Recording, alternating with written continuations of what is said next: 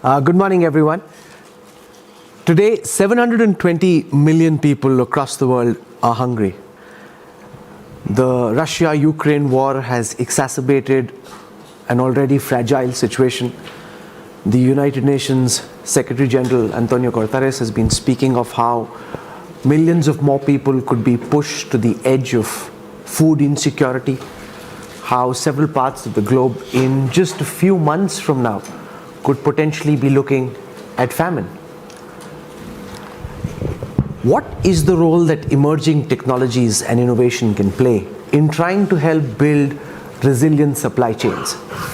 And how do we make these technologies available to small and marginal farmers in places like Asia, in Africa? To talk about what is in any case a very critical issue, but also a very immediate issue, we're joined this morning by public and private stakeholders. Allow me to welcome to the last day at the World Economic Forum in Davos, the Minister for Chemicals and Fertilizers from India, one of the bright stars of the Modi government, Mansukh Mandaviya. Welcome, Minister.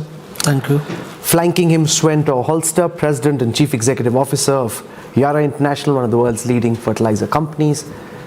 They've revolutionized agriculture 100 years ago. Is there a new revolution that can be powered by technology? Leanne Geale joins us, Executive Vice President, General Counsel, Corporate Governance and Compliance at Nestlé, at the cutting edge of using technological innovations to change the way farming is being done. Can these be taken then to places in Africa and Asia as well? We've also got Ishmael, Sunga, Chief Executive Officer, South African Confederation of Agricultural Unions, for a perspective from farmers. Is it really about cutting edge technology, or are there more real world solutions which can provide the innovation that we're all looking for? You're all welcome to participate. You can go on the Slido app, share your questions. I'll take some of those questions as this session wears on. But can I start by asking Svein to explain the criticality of the challenge as you see it, in terms of the global food grains crisis that stares us in the face, the scenario as you see unfold over the next few months, and solutions that you think need to be considered and worked on by everyone who's listening to this conversation? Well, thank you. And yes, we're faced with a dual challenge now, both a food crisis, but also a climate crisis, and we need to solve both of them. Yara is operating in 60 countries. We sell our products to 160 countries, and the reports we're getting back from the front lines now in the most vulnerable communities are just scary in terms of the impact now on food production and food affordability, and potentially also on availability. Indeed, Russia's invasion of Ukraine has accelerated this, and creating significant disturbances to value chains that have been built up over decades, and where the food system actually has done a fairly good job at growing more food for a growing population, though at a cost to the environment. But now with trade flows changing overnight, that creates complexities that in turn also has a direct impact on food flows. Ukraine and Russia are big producers of food. Right now there are 25 million tons of corn and grain in the Ukrainian ports that is not reaching the market. So at the same time as we're talking about famine, we risk food rotting in inventories in Ukraine as a direct result of the war, and that's up to just an individual to make a change to that. And here I can only plead to humanity to resolve that and hope that it changes, but we cannot rely on hope alone. We need to put other measures in place, strengthening the safety nets and the last safety nets that are out there, like the World Food Program, and also dealing with the longer term or medium term challenges of the food system.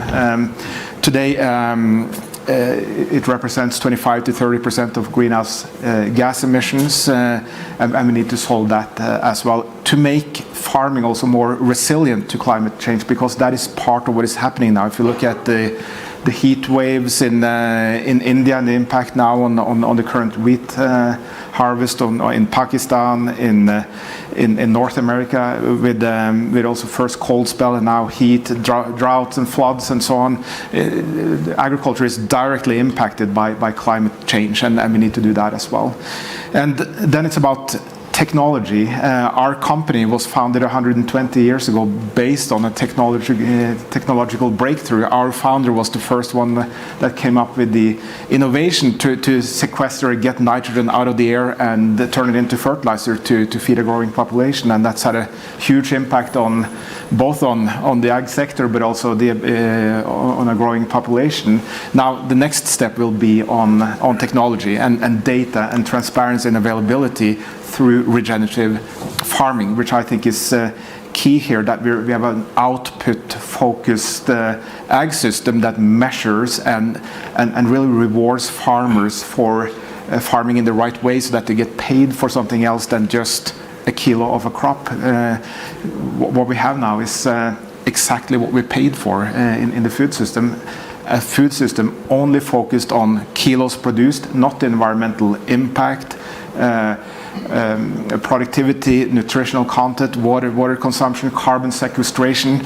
All of that has been and I'm talking a bit broadly here, of course, but that's been disregarded, and then we're left with kilos of crop with the environmental consequences that has. So we have to use the dual challenge now to urgently change and help on food security, get more food to people, but at the same time solve the environmental challenges, and that's where technology plays an important role.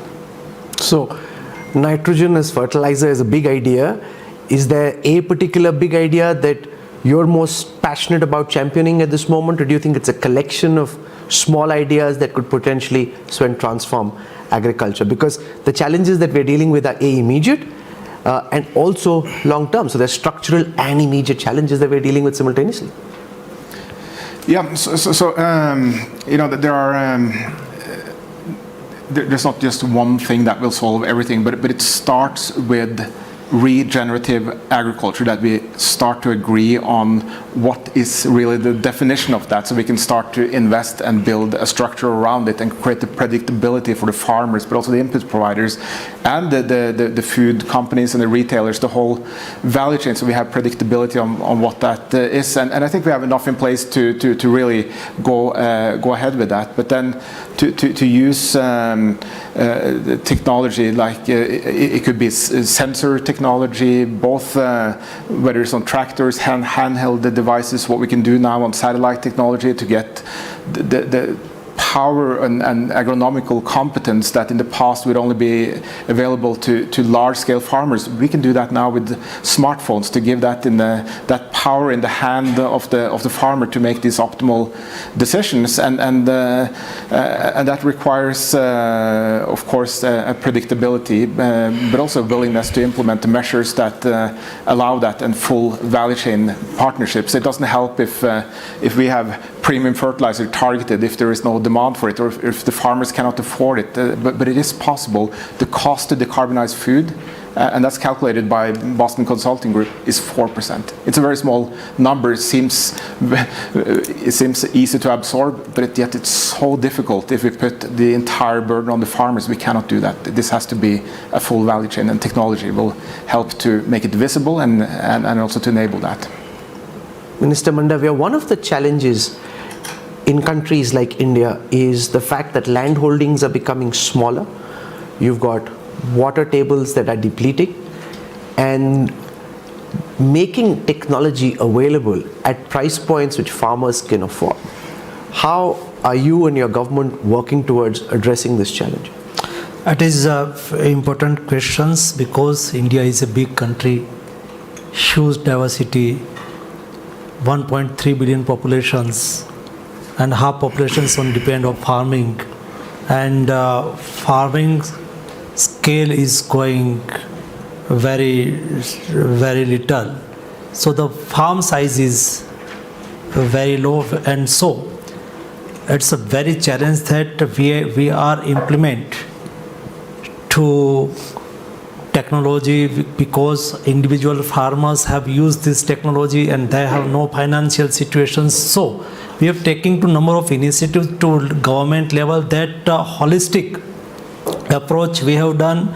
Farmers get fertilizer in cheaper rate, farmers get digital information as well as Veda, as well as the nutrient deficiency, soil health card, all type of service provided to central government, and government provide these services, so the farmers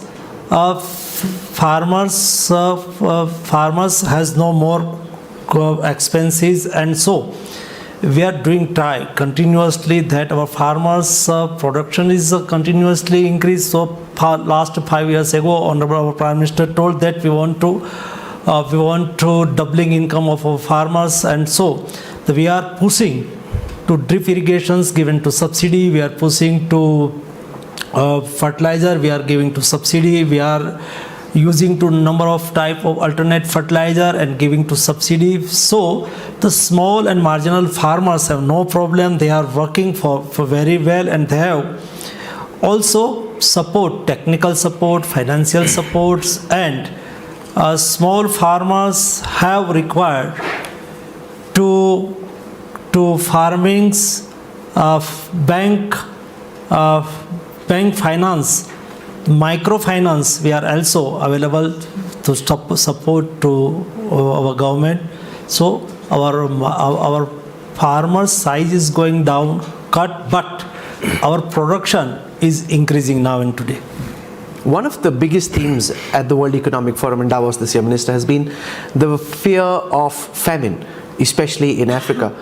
And India could have played a role, or can still play a role, by exporting some wheat. And your government in April was speaking about doing that. In May, you changed your mind. A lot of people sitting here would wonder, at a time when there's a very real prospect of famine globally, why would you put up these walls instead of opening the doors and feeding those who need food desperately at this time? It is important questions, because India's role every time, our philosophy, our Indian philosophy is Vasudhaiva Kutumbakam, means all family, the whole world is one family. So you see, during COVID crisis, India was under lockdown, first wave and second wave. But at that time, the world have required to medicine, no have medicine in globally, crisis was done at that time. In these situations, under lockdown India, we have started to, India have a 3,000 pharma companies and 10,000 pharma manufacturing unit. We have given to lockdown pass. And we, Honorable Prime Minister appealed to our industrialists that you start and continuous production ramp up, fulfill our requirement and supply to globally. At that time, every day, 5 to 7 planes land in India only carried by medicine. So, and we have supplied to 150 countries medicine. Not only supply to medicine, but we have not taken to overcharges. We followed our responsibility, commerce next, first service. And at that time, we have supplied to affordable medicine in globally, and as well as the food crisis.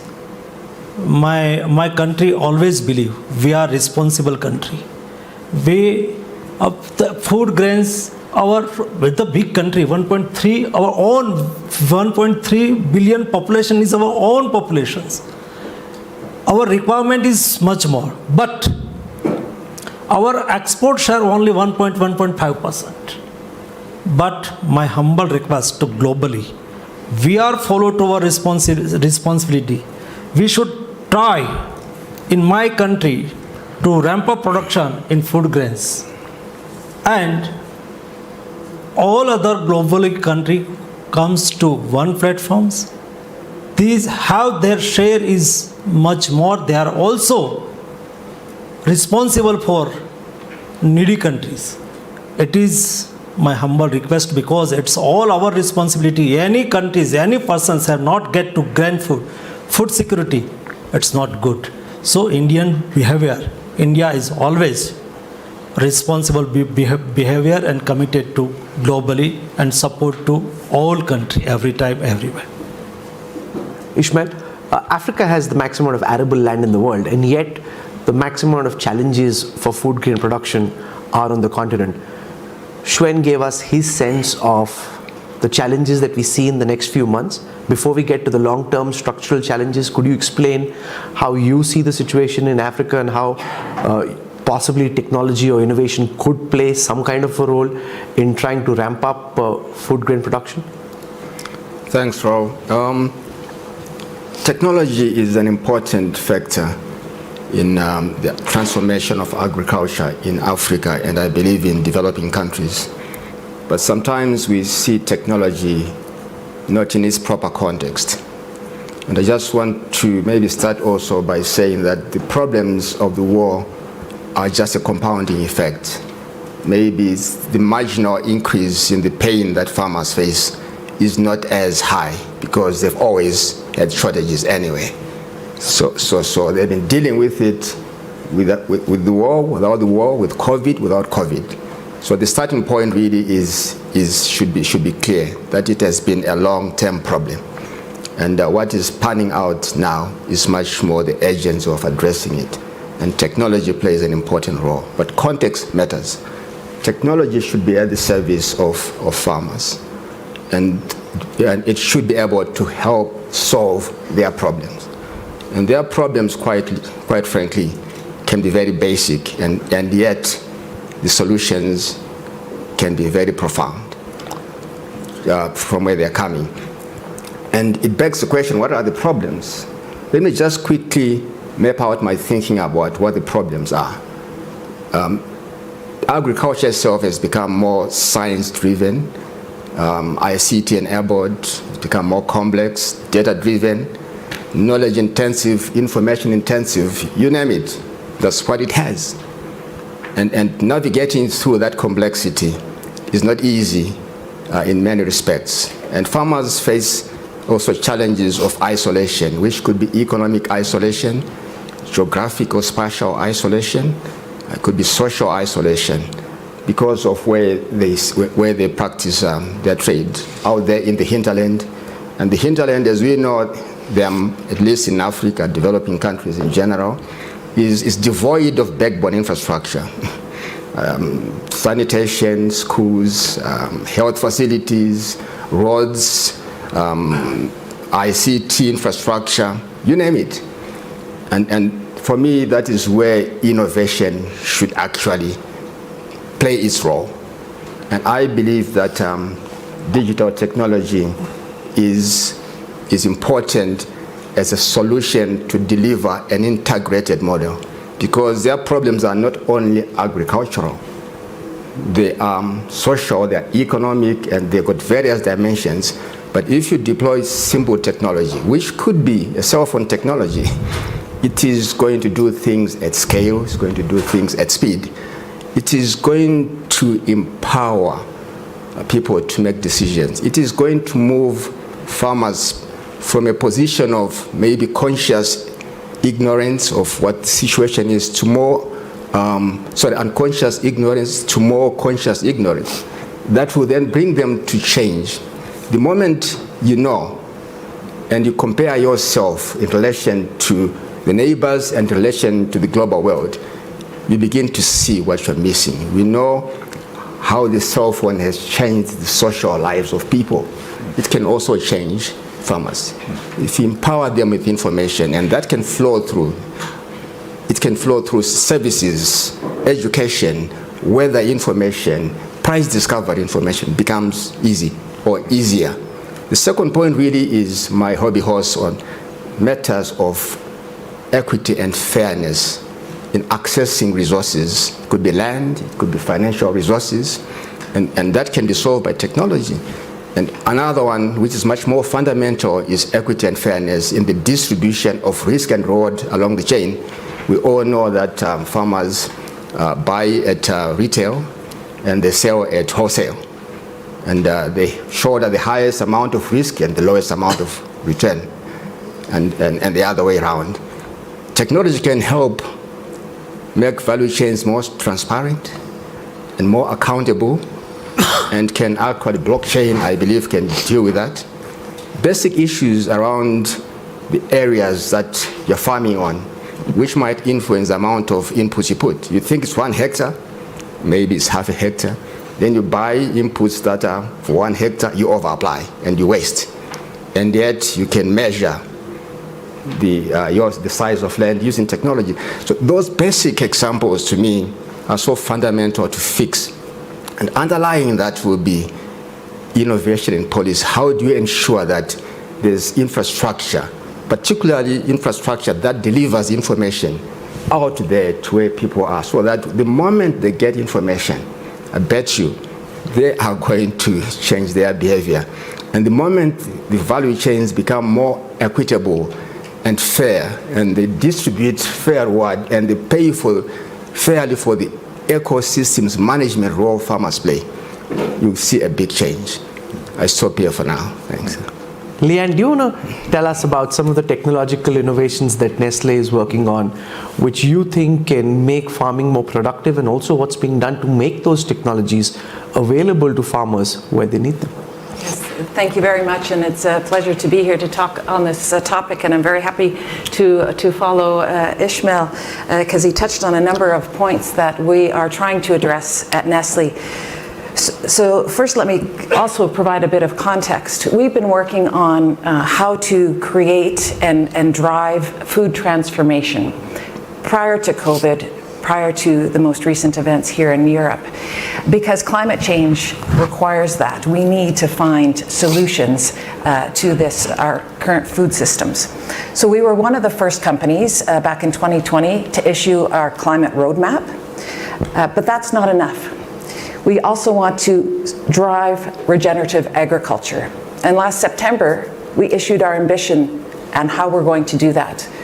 We are dedicating 1.5 billion Swiss francs to spark all of these innovative technologies and practices at the farm level to help that regenerative agriculture.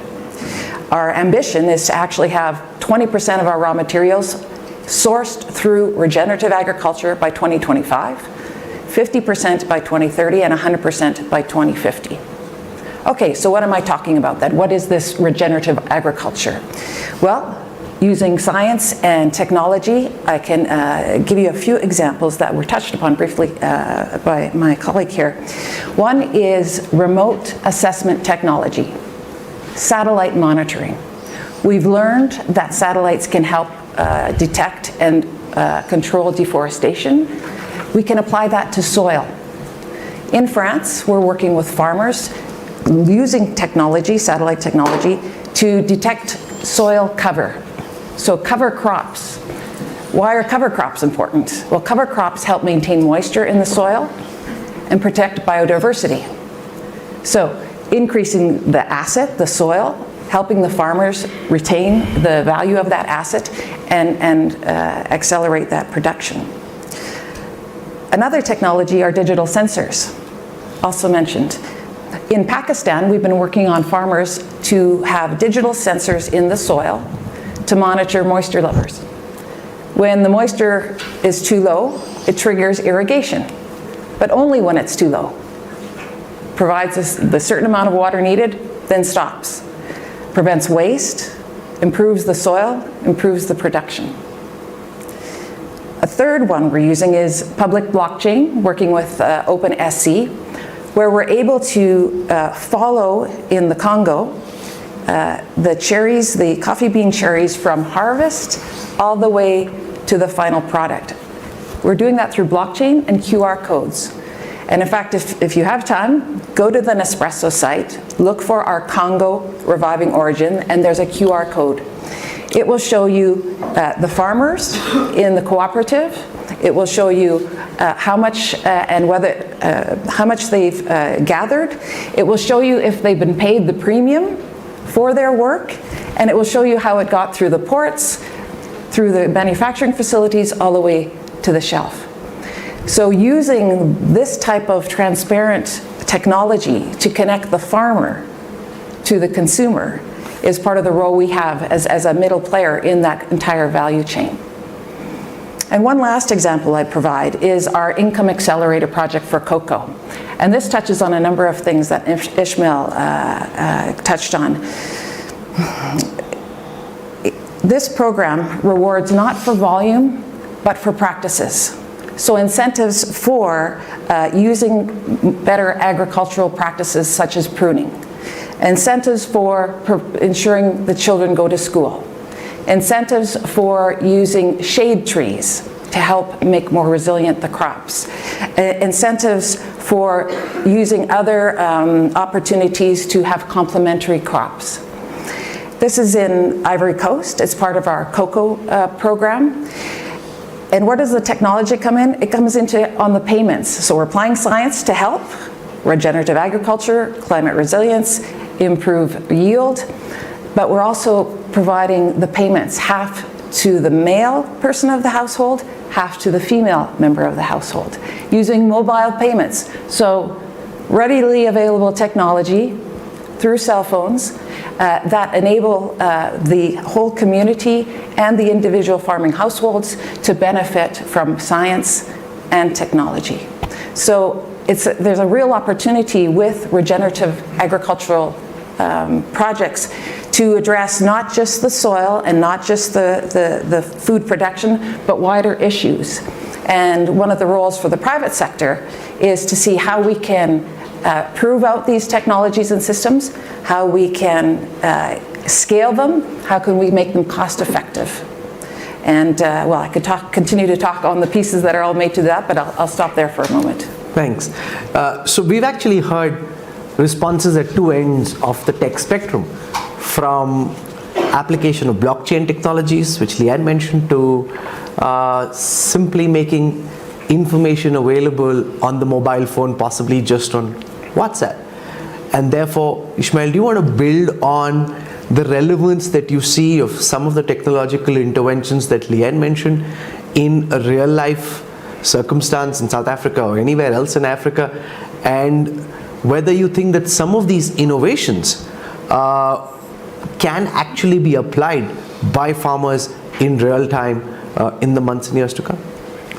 Indeed, I think what she mentioned, I had already alluded to certain aspects of it. I mentioned earlier on that blockchain technology can be deployed to measure the flow of value and risk along, and who is getting what when the product leaves the farm up to where it gets into the stomach, so to speak. So I see the relevance of that. It's not necessarily for use by farmers. It is to provide information to farmers to enable them to negotiate better, because you might not know how the thing actually is distributed. So if it brings an element of transparency, then we can begin to inculcate the principle of fairness, because things are now transparently displayed. So I see that remote sensing is important, and sensors are important. I alluded earlier on to the importance of digitally measuring or by satellite the plots of land that farmers have, for them to be able to determine the quantities in relation to that. So that already has application. But what also struck me profoundly, so to speak, was the issue of a practice-based type of reward system, and not so much of volume-based, because I think scale has been one of the major issues, because farmers are not able to scale because of the fragmentation, unless, of course, if they form a cooperative, which might not necessarily be the best model depending on the circumstances. So if you are able to reward also based on your practice, and the practice is contributing to the general good of the whole world, and of course the whole world has to pay for the general goodness. It cannot be the farmer that pays for it only. That for me is important, because of the smaller plots that they have. And also, if you're able to measure what actually is being put in the soil by way of carbon, the farmer might not be able to do it themselves. But if that is available and that is credible and that is trusted, there's an element of trust here, and that the value coming out of that is going to be fairly distributed, things will happen. So I'm a chief advocate of technology to be deployed to solve the problems that farmers face. Sometimes it's not so much of high tech, sometimes it's not so much about having it themselves, but having access to the outputs that technology provides. Let's build on that, because that's a very important thing, Svein. It's not just the availability of technology, whether it is the Internet of Things or drones. Now, some of those technologies are available. Ishmael and farmers worldwide, especially small landholders, will say, how do you make the technology available at scale, at low cost to the farmers who desperately need it? And their requirements may not be very high tech, could be basic technology which enables them to be more productive. Exactly, and that's where we need to put a focus. How do we scale this? Because, I mean, look at what existing technology can do today. We worked with farmers in East Africa at the beginning of the pandemic to see how could we rapidly increase the food production, and with giving good access to input and through cell phones, both smartphones but also regular phones, to give advice on how to do this agronomically. We digitally connected with 2 million farmers. 250,000 farmers were given fertilizer, and they were able to triple their maize yields in the first season. So the additional food that they were able to produce was enough to feed 1 million people for a whole year. That says something about the promise of technology and the quality input, what that can do. But then how do we drive scale? And this is where I think it's incredibly important that we don't overcomplicate, that we use convening platforms such as the World Economic Forum to get the full value chain approach to this, and agree on some standards, so that, for instance, there is no common standard, even identifying something as simple as the field of a farmer. How do we measure soil quality in a way that creates predictability for the farmers? So let's open up. We have some technology here. We're willing to give that away and share it openly, perhaps through the forum. Either way, whatever we can do to create scale and predictability for farmers, and use what we have now to drive the change rapidly, instead of super complicated technological or miracles in the future that will have impact 5 to 10 years from now. But what can we do now in the next season and really combine all of this? Minister Mandaviya, with every generation, land holdings in countries like India and so many other places in the world are becoming smaller. Farmers are struggling just for sustenance. And given that, how do you see technology being made available to them to be able to increase productions in a meaningful fashion? That is important questions, because the farmers have time to time change the farming system. Number of all countries have for their self-farming tradition. Some countries the farmers is educated, some countries farmers is not educated and more literate, some literate. It is important things, because the farmers without technology driven farming, it's impossible to fulfill to food security to whole world. So the farmers approach is always done by modern technology driven, and so we have taken to number of initiative in my country. Small and marginal farmers, they can use to technology, use to balance fertilizer, use to balance nutrient. So we have started 7,000 all block have one modern fertilizer shop. The modern fertilizer shop is given to information, guidance to farmers. Agriculture departments has organized number of events, number of seminars, lab to land approach, farmers farm approach. Our scientists go to farm, Our scientists go to village, they discuss to farmers, and farmers adopt to new technology, enhance the production. Our agriculture university is working on hybrid seed, and which how the hybrid seed is giving to much more crop, much more yield, much more productions. So number of type of action taken in my country. So I've second time add that the marginal and small farmers, it's very critical situations. It's Rahul has mentioned very well that it's a very small farmers they want to use the tractor, but they have no tractor. What I can do, because tractors, they buy the tractor, is very costly. So the cooperative system is stronger in my country in farmers cooperative. The farmers cooperative is buy the tractors and gives the farmers, small farmers, they use and cultivate for land. This type of approach we have taken, so our yield is increasing. Farmers, generation by generations, farmers become small and marginal, but our production is always increasing now and today. Okay, so I'm going to throw this open for questions. We'll take questions. You can think of what you want to ask. I see 2 hands go up already. So can we take a question from the gentleman here, please? Yeah. Just let the mic come to you. Thank you very much. Thank you to all the panelists. My name is Martin Schwab, and I'm part of the Global Shapers Club here from Switzerland in Bern. My question is, as you mentioned all together, that we have to increase the production of crops and so on. And my question is to all of you, normally if we look to the numbers, we see that we already produce enough food for everyone on the planet. We have enough to feed everyone. And why is it still the dogma to produce more and more and more and to degrade the soil of our planet? If we can reduce, for example, the meat production, so we have more food for everyone. Why isn't this also some kind of a new technological approach?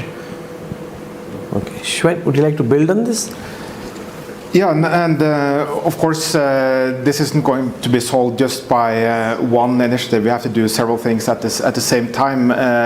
But in terms of calories, yes, we're producing enough in the world to feed the world, but it's not produced in the right places. So it's about producing more of the food regionally and doing that in a more sustainable way. And indeed, by getting farming right, we can actually reduce the farmland by 40% and produce enough food for the population, but at the same time do that in a way that protects the soil through regenerative farming, cover crops, and focusing on soil health. Then you get 2 things at the same time, one or several things actually: more regional food production, you reduce the emissions of agriculture, which is also important to reach the Paris Agreement and the 1.5 degree target, and you can use practices to sequester carbon in the soil, and by having better quality soil, it's more resilient towards climate change as well. So it's possible to do all at the same time, but it requires swift and urgent action now to get that done. And then of course diets as well, but I have to focus on what is it that I can do something about, and that's more on the ag side to make that more resilient, with focus on soil quality and more resilient food production regionally.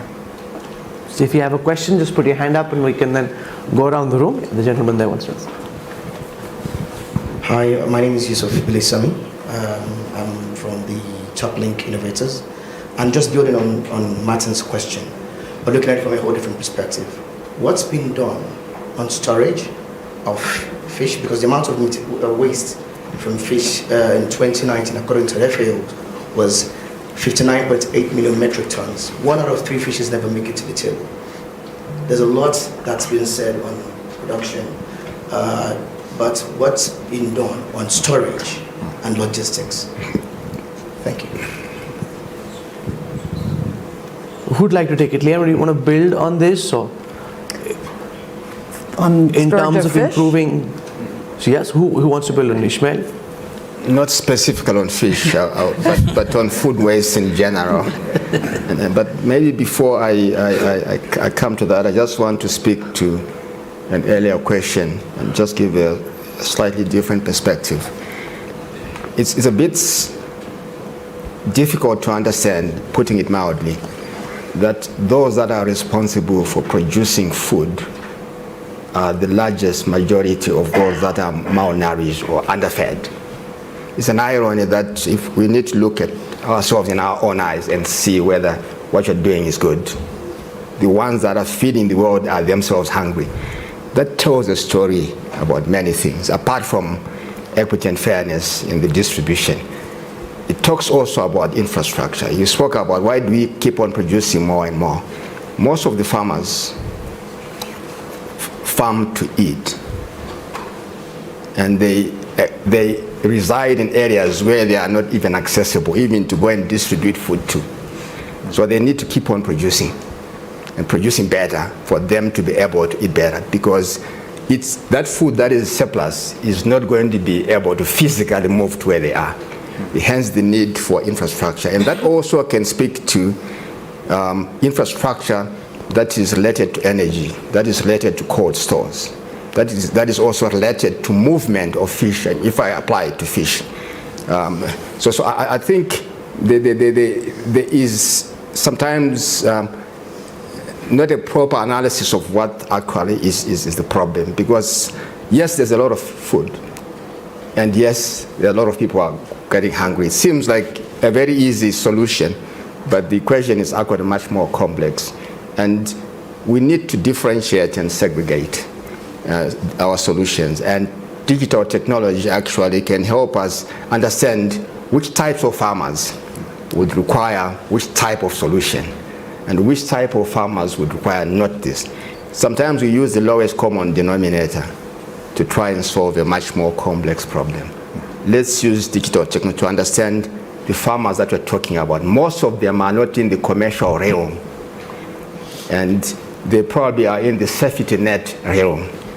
But safety nets can also be deployed digitally to try and solve their problems. So I think the innovation, in my view, is now in the thinking, in as much as farming is now much more in the head than in the hands.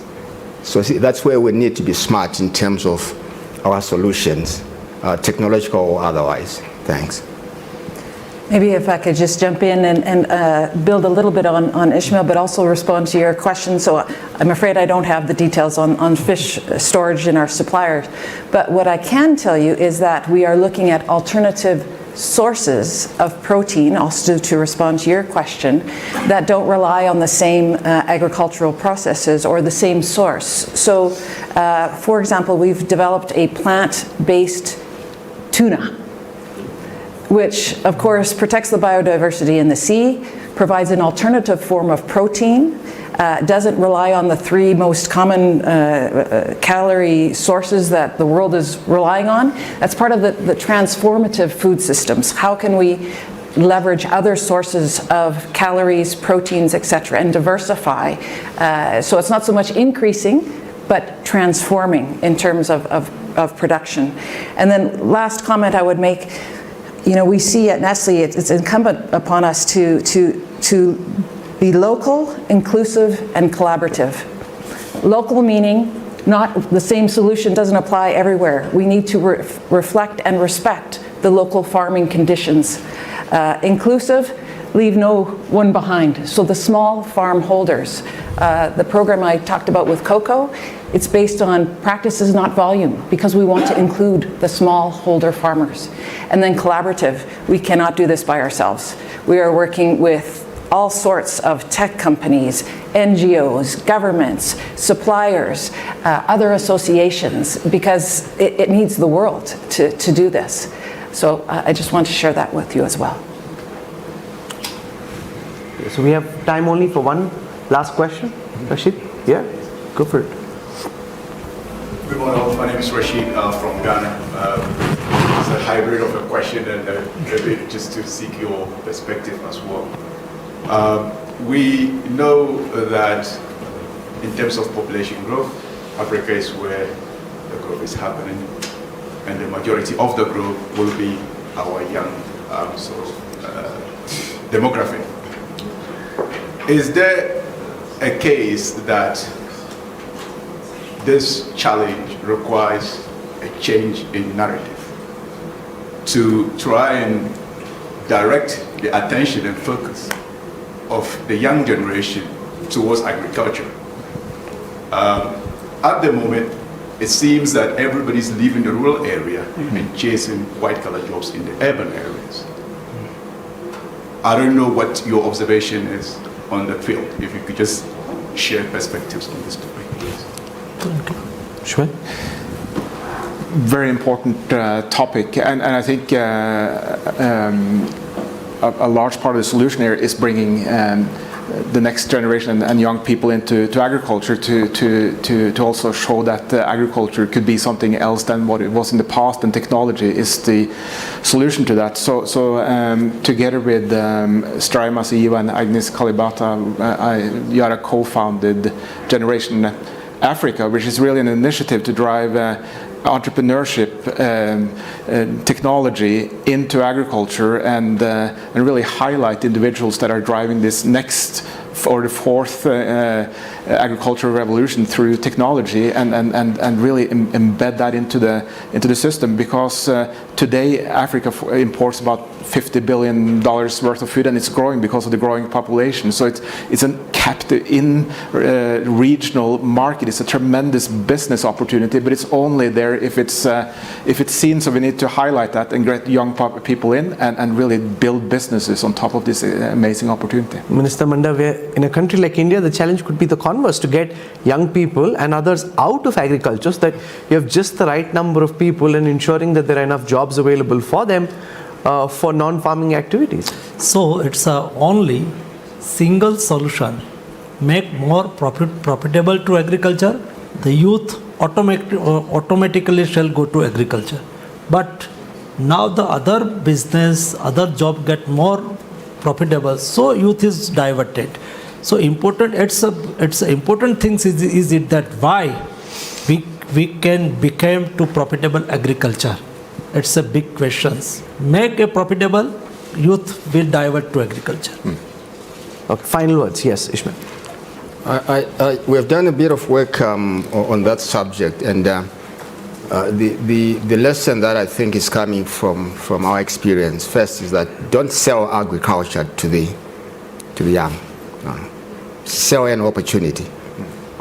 If you sell agriculture, they know that it is a back-breaking type of situation. It's a put off. Sell an opportunity that is perhaps the largest sector that could have the largest number of billionaires. Sell entrepreneurship. Youth resonate with entrepreneurship. Youth resonate with technology. So a combination of youth of entrepreneurship, technology, and a young generation is perhaps what the doctor ordered for the solution to be there. That's my take. You know, we've had a fascinating conversation, from the use of sensors, satellite technology, drones, IoT, to simple solutions like just making information available for farmers to be able to use that. And working on this collaboratively is critical, not just in a long-term perspective, but also in the immediate term, given the kind of challenges we're dealing with on account of the geopolitical tensions. Mansukh Mandaviya, Svein, Leanne, and Ishmael, thank you so much for joining us, and for all of you who participated this morning, thank you. I hope you had a great week. Thank you very much. Thank you.